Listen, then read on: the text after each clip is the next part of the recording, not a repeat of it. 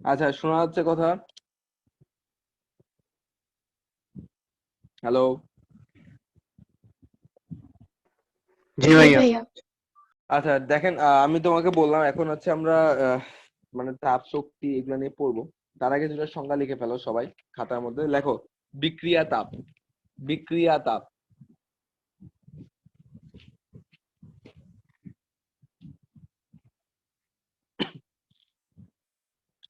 লেখেন, কোন রাসায়নিক বিক্রিয়ায় পরিবর্তিত তাপকে বিক্রিয়া তাপ বলে। কোন রাসায়নিক বিক্রিয়ায় পরিবর্তিত তাপকে বিক্রিয়া তাপ বলে।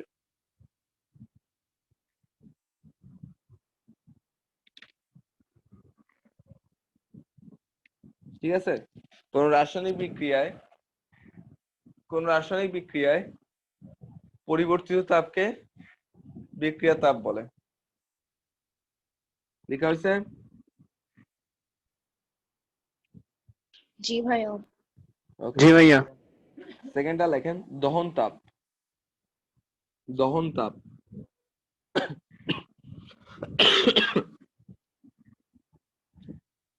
এক মোল পরিমাণ পদার্থকে দহন করলে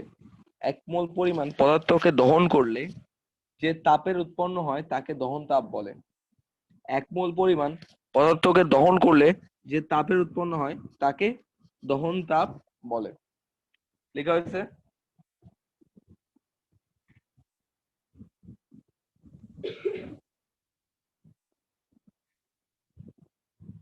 ভাইয়া আরেকবার বলেন। এক মোল পরিমাণ পদার্থকে দহন করলে যে তাপের উৎপন্ন হয় তাকে দহন তাপ বলে।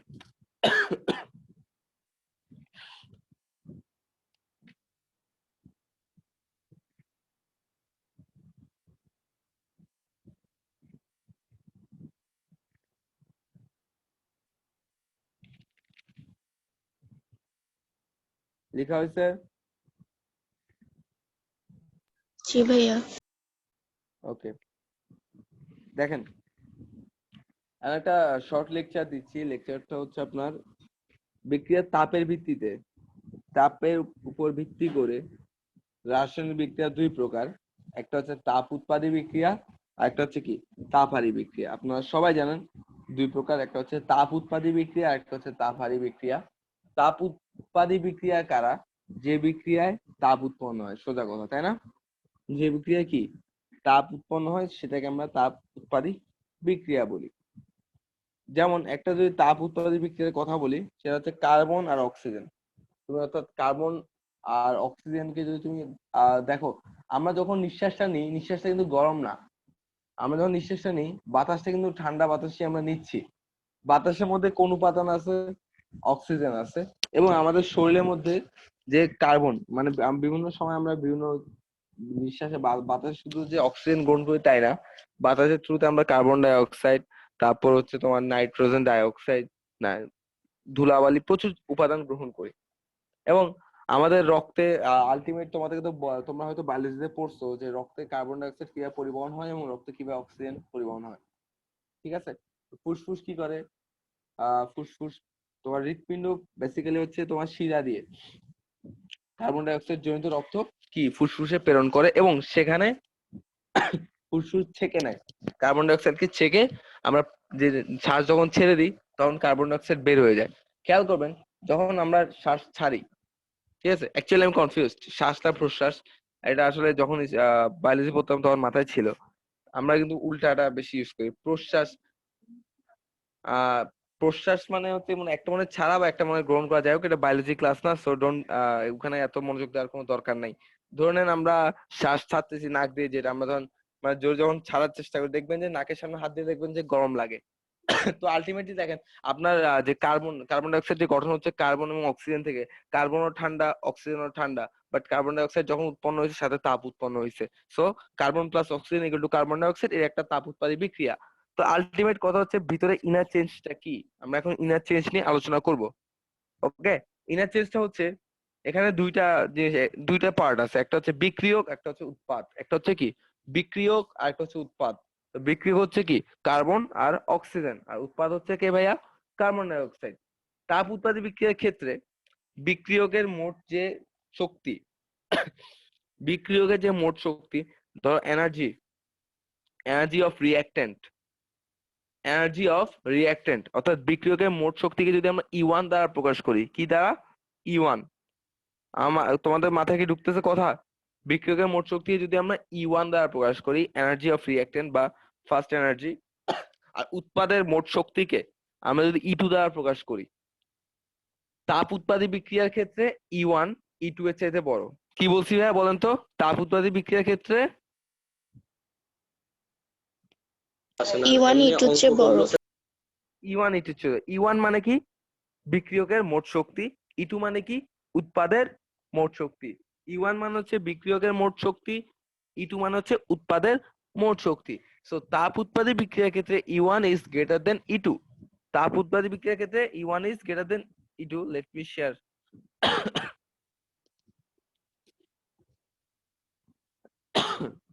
দেখেন, আমরা E1 কে ডিনোট করতেছি কি দ্বারা? Energy of reactant.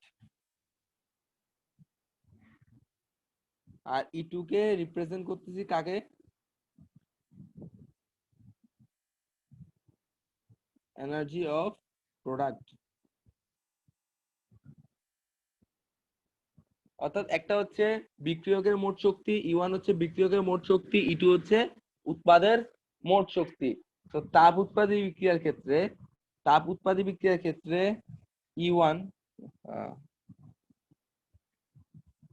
E1 is greater than E2। তাপ উৎপাদী বিক্রিয়ার ক্ষেত্রে E1 is greater than কি ভাইয়া? E2। কেন? কারণ তোমার এই যে কার্বন প্লাস অক্সিজেনের যে মোট, কার্বন আর অক্সিজেনের মধ্যে যে স্থিত রাসায়নিক শক্তি আছে, কার্বনের মধ্যে একটা একটা স্থিতি রাসায়নিক শক্তি আছে, অক্সিজেনের মধ্যেও আছে। আলটিমেট বিক্রিয়কের মধ্যে যে স্থিত রাসায়নিক শক্তি আছে সেটা কার্বন ডাই অক্সাইড অর্থাৎ প্রোডাক্ট উৎপাদের চাইতে বেশি। আমার কথা কি ভাই আপনারা বুঝতেছেন? জি ভাইয়া। আমি আবার রিপিট করতেছি, না বুঝলে আমাকে বলবেন ভাইয়া বুঝতেছি না। ঠিক আছে? তাপ উৎপাদী বিক্রিয়ার ক্ষেত্রে বিক্রিয়কের মধ্যে যে স্থিত রাসায়নিক শক্তি আছে, ঠিক আছে, প্রত্যেকটা মলিকুলস, প্রত্যেকটা পরমাণুর নির্দিষ্ট কি আছে, পারমাণবিক সংখ্যা আছে, ইলেকট্রন আছে, যার ফলে তার মধ্যে নির্দিষ্ট কি আছে, শক্তি থাকবে। অবশ্যই তার মধ্যে কি থাকবে? একটা শক্তি থাকবে, রাসায়নিক শক্তি। তো নরমালি তাপ উৎপাদী বিক্রিয়ার ক্ষেত্রে কি হয়, আপনার বিক্রিয়কের মধ্যে যে রাসায়নিক শক্তিটা আছে সেটা উৎপাদের চাইতে বেশি, যার ফলে যখন আপনি রিঅ্যাকশন করবেন তখন কিছু তাপ বের হয়ে যায়, উৎপাদের এত তাপ লাগে না। অর্থাৎ বিষয়টা হচ্ছে এরকম, আপনি একটা জমি বেচে দিচ্ছেন, বা একটা জিনিস আপনি ধরেন একটা আপনার প্রোডাক্ট আপনি আপনার ফ্রেন্ডের সাথে এক্সচেঞ্জ করবেন, ঠিক আছে? তো আপনার প্রোডাক্টটা বেচে আপনি 1000 টাকা পাইছেন, আর আপনি আপনার ফ্রেন্ডের থেকে 800 টাকা দিয়ে জিনিসটা কিনছেন, তাহলে আপনার 200 টাকা কি হলো? বেঁচে গেল না? আপনার 200 টাকা কি হয়েছে ভাইয়া? বেঁচে গেছে না 200 টাকা? Be like that. অর্থাৎ বিক্রিয়কের যে ভাঙতে যে শক্তিটা লাগতেছে, যে যে শক্তিটা উৎপন্ন হচ্ছে বিক্রিয়ক ভাঙার ফলে, আর উৎপাদ গঠনের ফলে যে শক্তিটা উৎপন্ন হচ্ছে, উৎপাদ বিক্রিয়কের মোট শক্তি এতটা লাগতেছে না। মানে বিক্রিয়ক ভাঙলে যে শক্তিটা উৎপন্ন হচ্ছে, উৎপাদের আরো কম শক্তি লাগতেছে কার্বন ডাই অক্সাইড গঠন করতে। দ্যাটস ওয়াই কিছু শক্তি কি হয়ে যাচ্ছে, এক্সট্রা আকারে রয়ে যাচ্ছে। যেমন আপনি কি লিখতেন, আপনার 1000 টাকা কি লিখতেন, 1000 ইকুয়াল টু 800 প্লাস 200, অর্থাৎ 1000টা হচ্ছে আপনার বিক্রিয়কের মোট শক্তি, 800টা হচ্ছে উৎপাদের মোট শক্তি। তাহলে আপনার বিক্রিয়কের মোট শক্তি উৎপাদের চাইতে বেশি, যার ফলে কিছু শক্তি এক্সট্রা তাপ আকারে বের হয়ে যায়। কিছু শক্তি এক্সট্রা কি হয়ে যায়, তাপ আকারে বের হয়ে যায়। সেজন্য তাপ উৎপাদী বিক্রিয়ায় তাপ উৎপন্ন হয়। কথা কি বোঝা গেছে? কেন তাপ উৎপন্ন হয়? কারণ E1 is greater than E2। বিক্রিয়কের মোট শক্তি উৎপাদের চাইতে বেশি, যার ফলে তাপ উৎপন্ন হয়। এটা কি সবাই কনসেপ্ট কি ক্লিয়ার? মাথায় কি ঢুকছে? জি ভাইয়া। সবাই বুঝছো? রেসপন্স জি একজনের কেন? ভাইয়া। ওকে। জি ভাইয়া। সেকেন্ডলি আরেকটা প্রশ্ন সচরাচর আসে, তোমরা কনফিউজড হয়ে যাও যে ভাইয়া তাপ উৎপাদী বিক্রিয়ার ক্ষেত্রে আমরা কিভাবে বুঝবো, একটা রিঅ্যাকশন দেওয়া আছে এটা কিভাবে বুঝবো তাপ উৎপাদী? নাম্বার 1 বুঝার ওয়ে হচ্ছে কি, ধরো এই যে কার্বন প্লাস অক্সিজেন, ধরো আমি এভাবে লিখলাম, একটু খেয়াল করেন, ধরেন লিখলাম আমি কার্বন প্লাস O2, দিয়ে অ্যারো চিহ্ন দিলাম, অ্যারো চিহ্ন কোথায় আছে ভাই? এখানে অ্যারো চিহ্ন নাই, সো আমি ইকুয়াল সাইনটা দিলাম, আপাতত বুঝে নিন এটা অ্যারো চিহ্ন। ধর উৎপন্ন করলো হচ্ছে কি কার্বন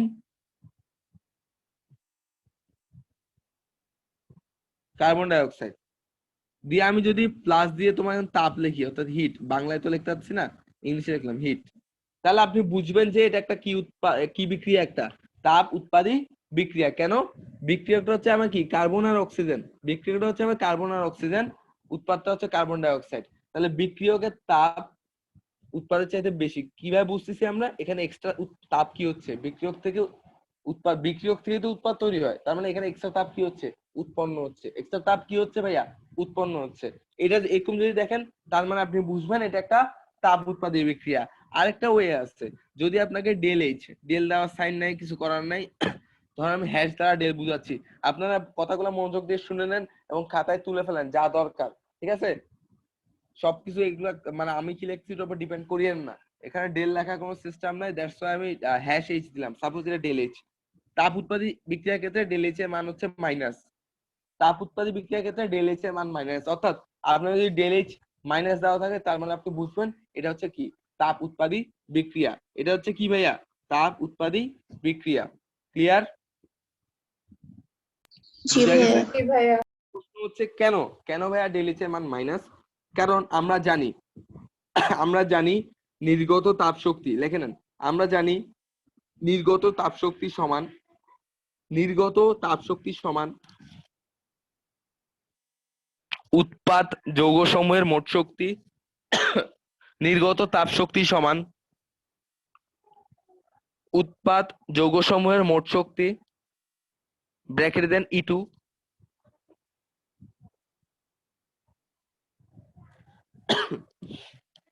মাইনাস বিক্রিয়ক যৌগসমূহের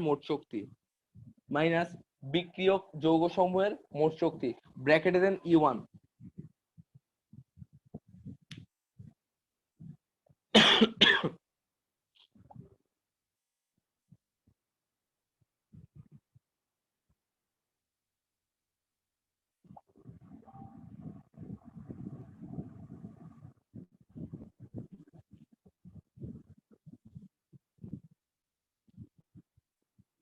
দেখছেন?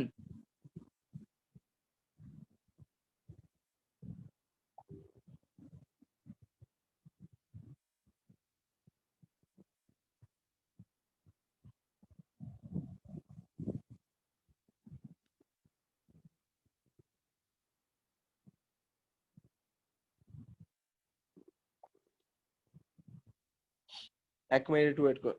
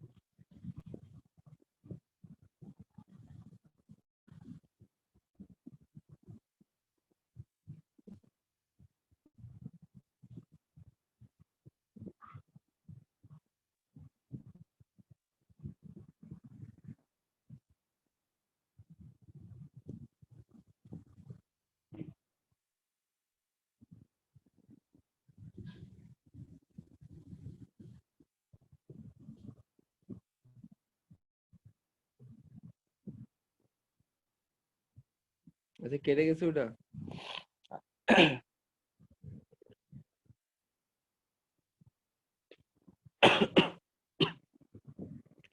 আচ্ছা, দুঃখিত। দেখেন, তাহলে ডেল এইচ এর মানটা মাইনাস কেন হয়? কারণ লিখছেন নির্গত তাপ শক্তি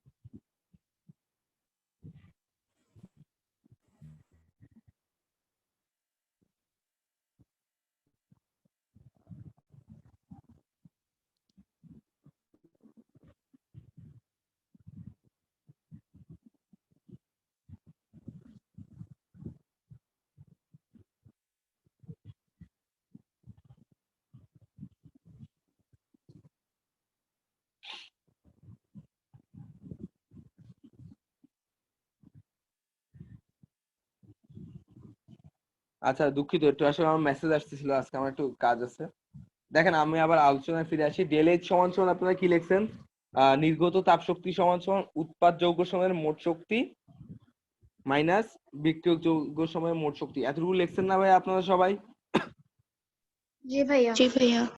সোজা বাংলা কথায় ডেল এইচ সমান কি? ডেল এইচ সমান সমান ধরেন এটা দিলাম, সোজা বাংলা কথায় ডেল এইচ সমান সমান হচ্ছে E2 minus E1, E2 minus E1, তাই না? আচ্ছা এবার একটু খেয়াল করেন তো, তাপ উৎপাদী বিক্রিয়ার ক্ষেত্রে E1 বড় না E2 বড়? তাপ উৎপাদী বিক্রিয়ার E1 ক্ষেত্রে বড়। E1 বড়, তাহলে তাহলে কি হবে? তাহলে E2 ছোট, ছোট থেকে বড় বিয়োগ করলে সাইনটা কি হয়? মাইনাস। ছোট থেকে বড় বিয়োগ করলে সাইনটা কি হয় ভাইয়া? মাইনাস। বুঝা গেছে? জি ভাইয়া। জি ভাইয়া। ওকে।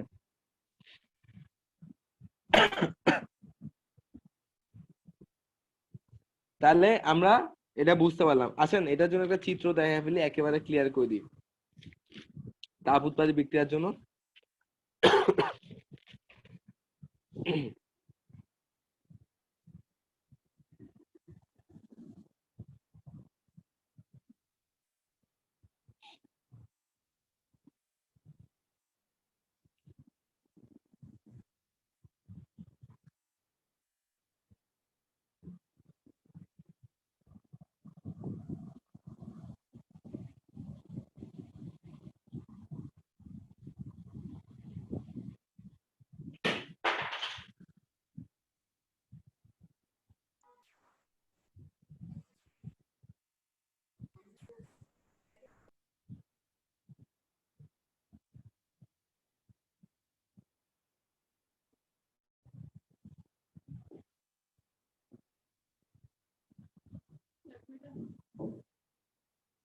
ভেঙে গেছে? চলো এটা কাজ, এটা ভেঙে যাবে, এমনি অবস্থা খারাপ।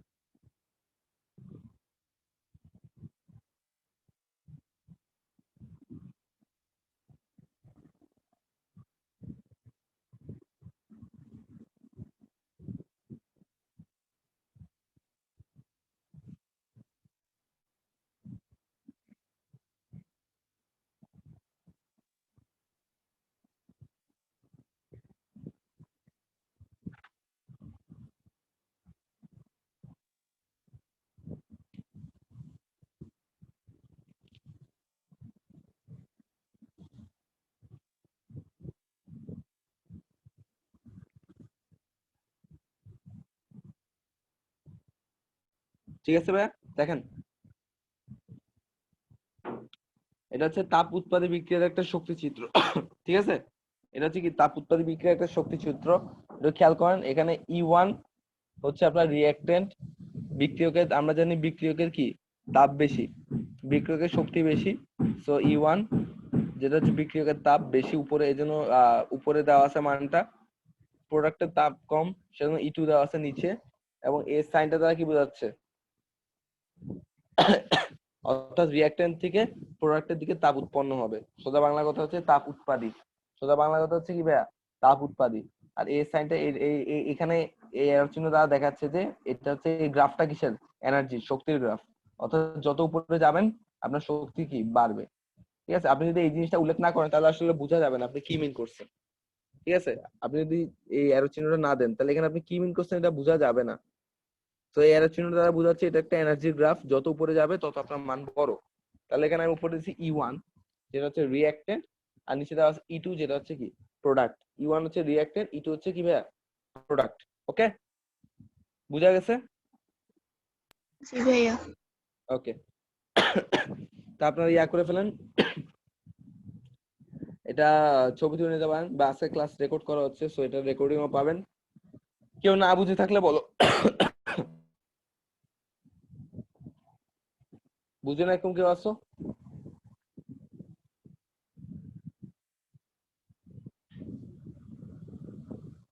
বুঝো না এরকম কেউ আসো ভাইয়া? না ভাইয়া। Okay fine. তাহলে আমরা তাফারি নিয়ে একটু কাজ করি। তাফারি তো এখানে আমি একটু এডিট করি, যদিও জানি না মুছা যাবে কিনা, মুছতে গেলে সব মুছতে যাবে। তো এতটুকু তো ঠিক, আমরা এখন তাফারির জন্য করব, মুছামুছি করি।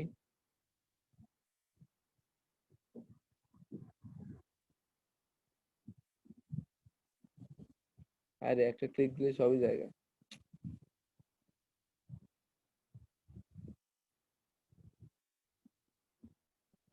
Shit.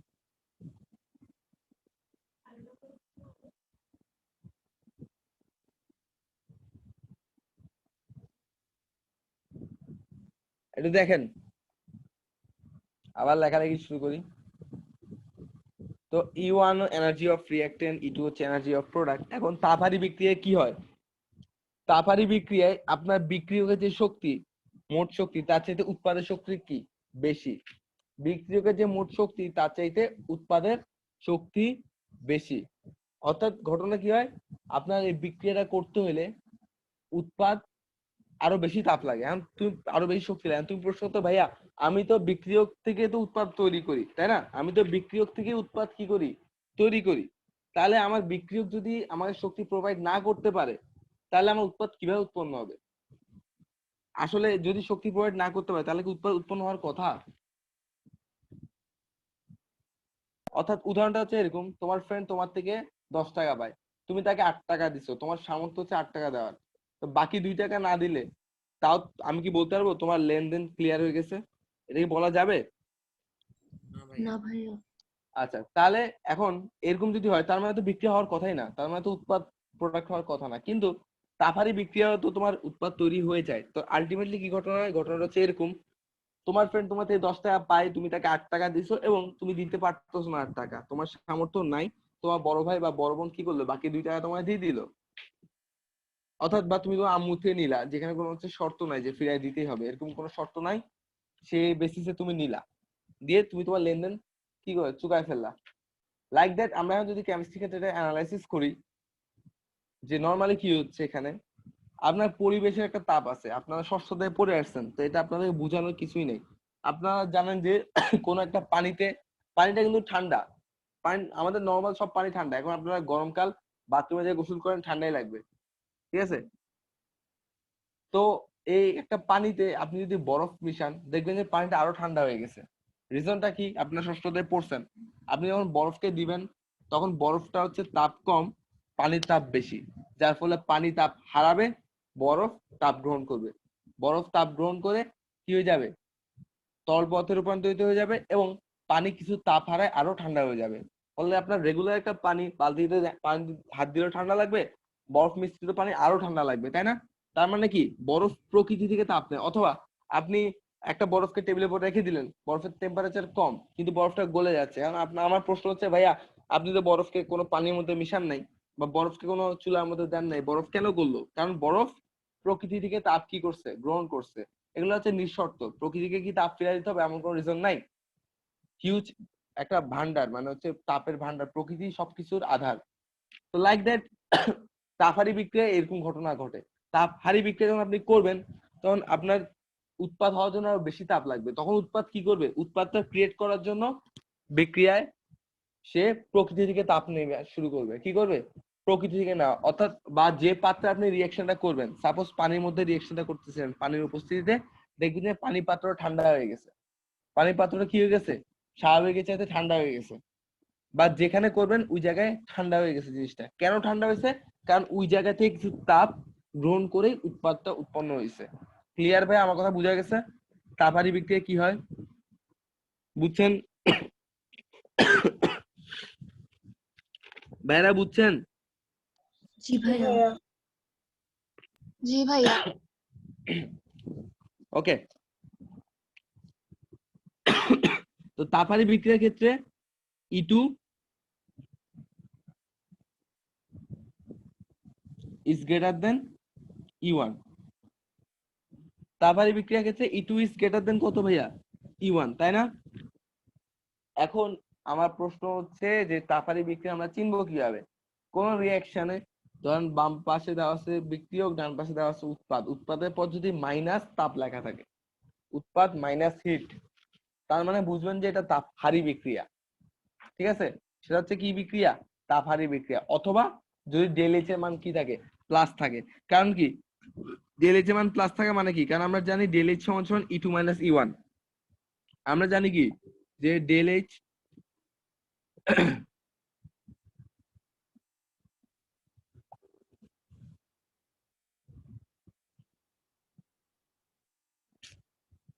ডিস্টার্ব করতে না একটা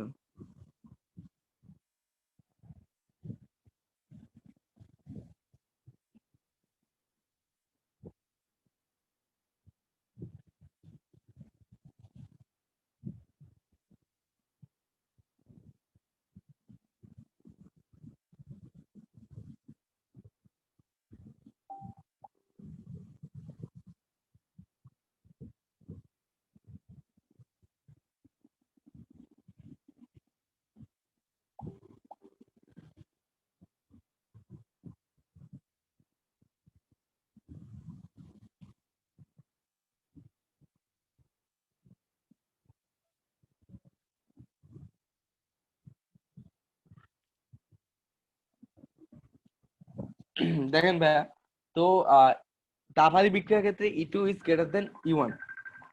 কল কেন দিচ্ছে ভাই? Just a minute, okay. Hello ভাই, আসসালামু আলাইকুম। জি ভাই বলেন। ভাই আসসালামু আলাইকুম, শুনতেছেন? জুমে থাকাকালীন তো কল দেওয়া যাবে না